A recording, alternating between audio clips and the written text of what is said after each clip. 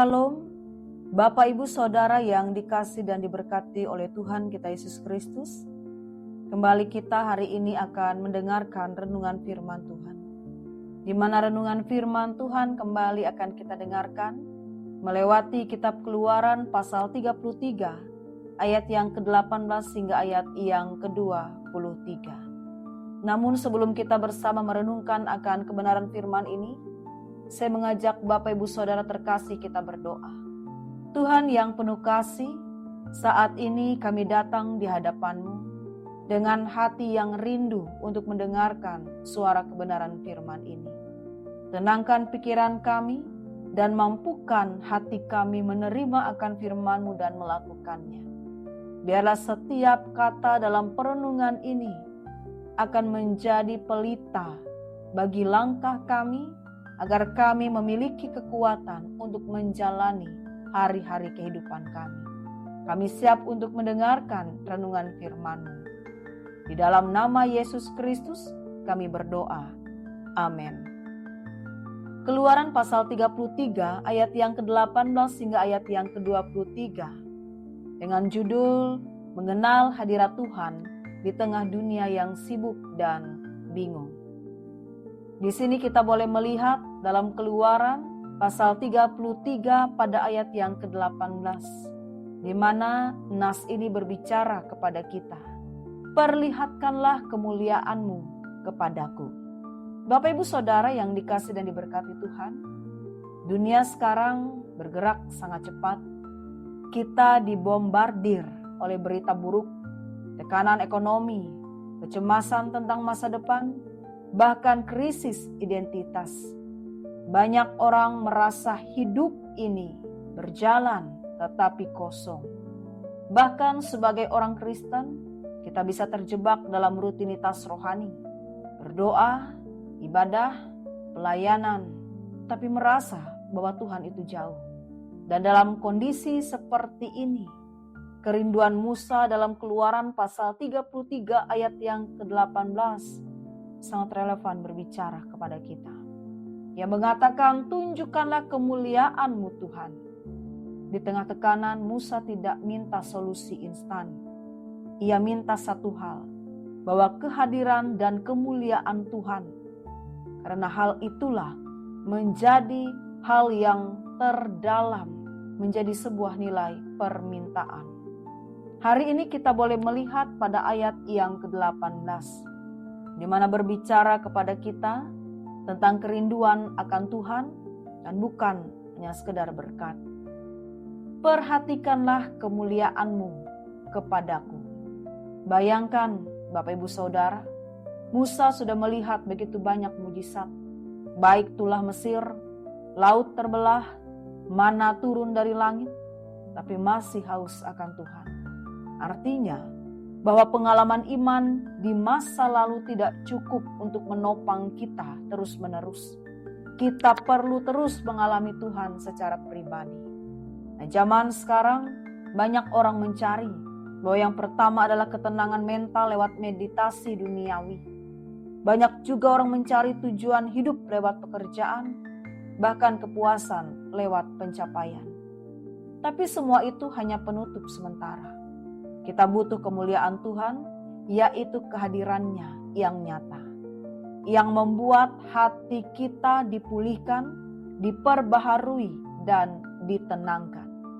Nah, kembali kita juga melihat pada ayat yang ke-19 hingga ayat yang ke-20, di mana firman ini berbicara tentang Tuhan menjawab, tetapi dengan hikmat. Bapak Ibu Saudara, Tuhan berkata bahwa Musa tidak bisa melihat wajahnya secara langsung.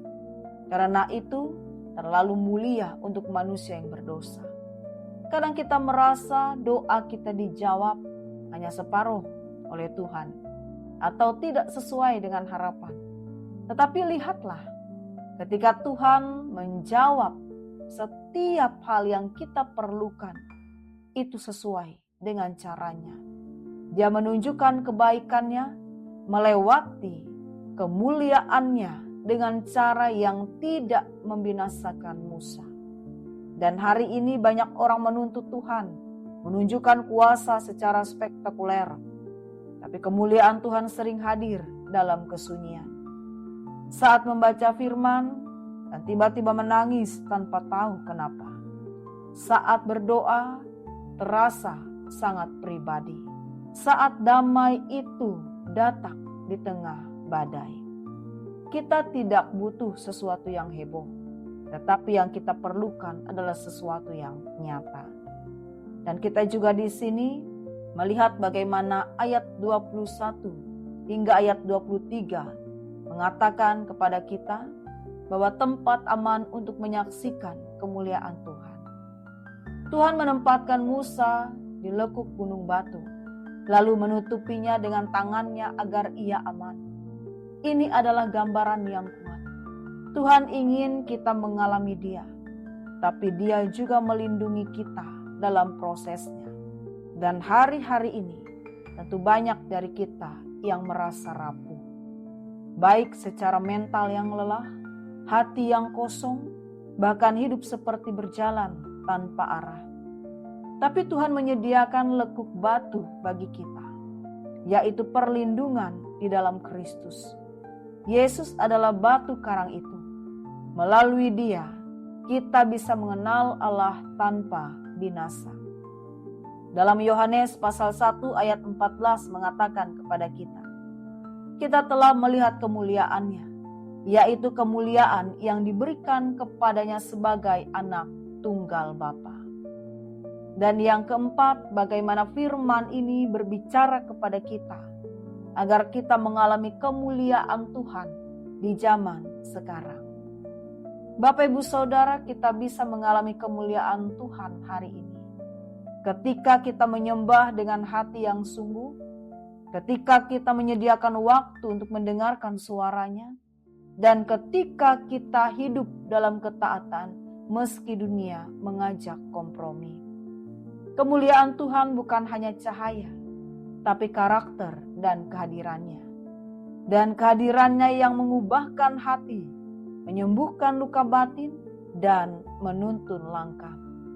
Mari Bapak Ibu Saudara, kita boleh merenungkan firman ini. Dan bagaimana mengajak kita untuk kembali pada inti kerohanian kita, yaitu kerinduan akan Tuhan itu sendiri. Bukan hanya jawaban doa, bukan hanya kenyamanan hidup, tapi Tuhan pribadinya, kemuliaannya. Biarlah firman Tuhan ini boleh senantiasa menguatkan kita, boleh senantiasa memperbaharui hidup kita, agar kita boleh berjalan di dalam kemuliaannya. Mari Bapak Ibu Saudara, kita bersatu di dalam doa, kita berdoa. Ya Tuhan, di tengah dunia yang penuh tekanan dan hiruk pikuk ini, kami datang seperti Musa dan berkata, tunjukkanlah kemuliaan-Mu kepada kami. Kami lelah hanya hidup dari rutinitas rohani. Kami rindu hadirat-Mu yang nyata.